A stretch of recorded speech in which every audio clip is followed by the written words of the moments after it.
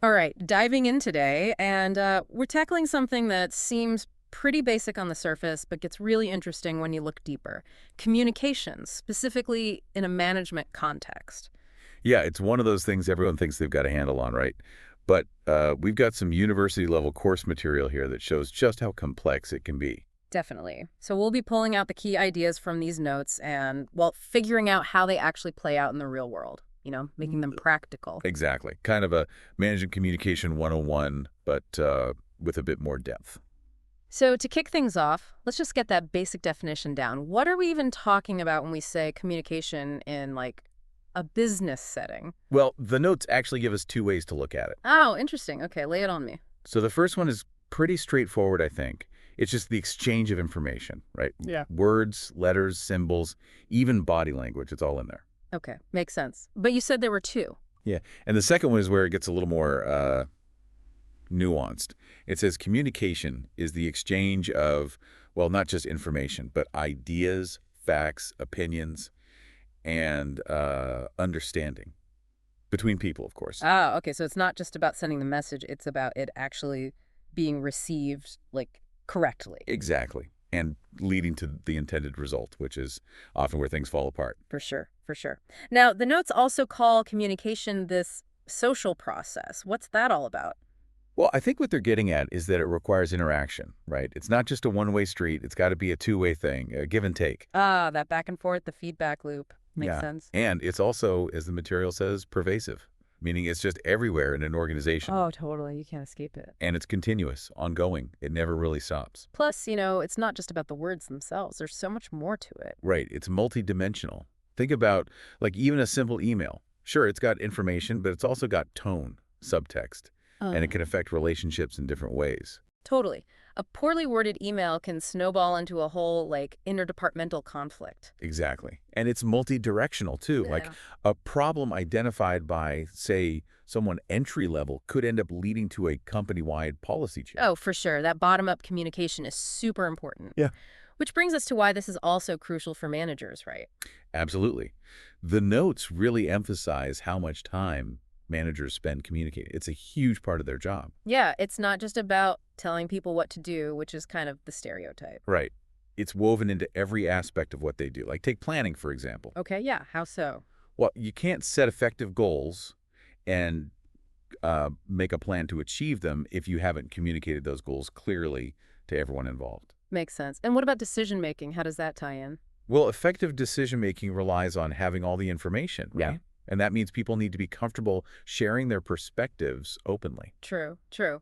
And it's not just about the work itself. There's the whole people side of things too. Absolutely. Like building a strong team, that comes down to good communication, fostering those interpersonal connections, building trust. Yeah, totally. And think about things like providing effective supervision. Right. That's all about giving clear instructions, providing constructive feedback, and being approachable. And even keeping morale high. Yeah.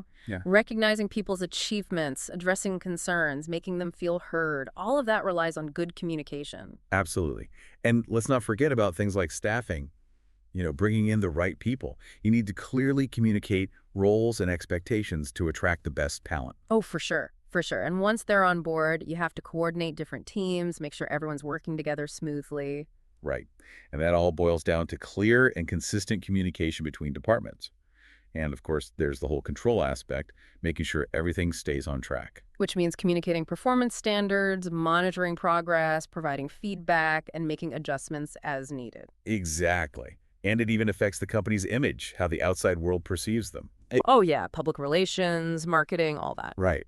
And being able to adapt to changes in the market, the environment. That requires understanding what's happening and responding effectively. And guess what? It all comes back to communication. It really does tie everything together, doesn't it? Okay, so we've got all this information flowing around. How does it actually move through an organization? What are the channels, so to speak? Well, the notes talk about two main categories, formal and informal communication. Okay, so the official routes and the, let's say, less official ones. Exactly. So with formal communication, we've got a few different directions it can flow. Okay, break it down for me. So first you have downward communication. That's the classic top-down from leadership to the rest of the organization. Like memos from the CEO and stuff. Exactly. Then you have upward communication, which is equally important. That's the feedback coming from the front lines, employees sharing their insights and ideas with management. Super important to keep that channel open. Absolutely. And then there's horizontal communication. That's the communication that happens between colleagues at the same level. So like teamwork, collaboration, all that. Exactly. Crucial for a smooth operation. And then we've got diagonal communication, which is a bit more complex. How so?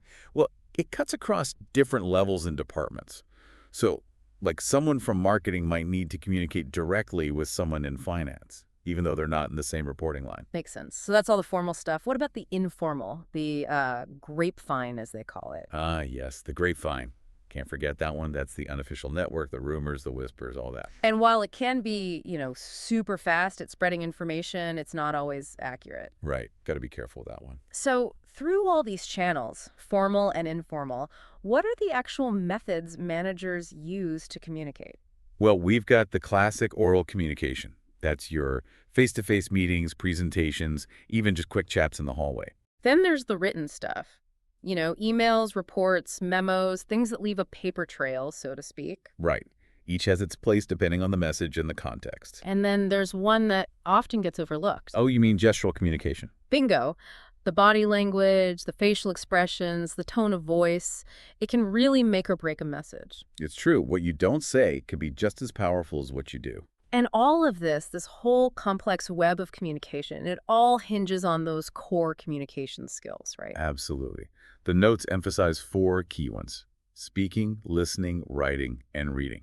Sounds simple enough, but mastering them is a whole other story. Right, because being able to articulate your thoughts clearly, actively listen to others, write concisely, and actually comprehend what you're reading, those are essential skills for any effective manager. No doubt about it. So to kind of wrap things up, I think what we've learned here is that management communication is this constant, ever-present, multifaceted process. It's happening all the time through different channels, using different methods, and it really touches every single part of an organization. Yeah, and it's a two-way street, which is something a lot of people forget. It's not just about sending out information. It's about listening, understanding, and responding effectively. Absolutely. So I guess the takeaway here for everyone listening is to think about your own communication style. Think about the channels you use, the methods you rely on, and those core skills. And maybe, just maybe, there's one area you could tweak, just to be that much more effective. Food for thought. Until next time.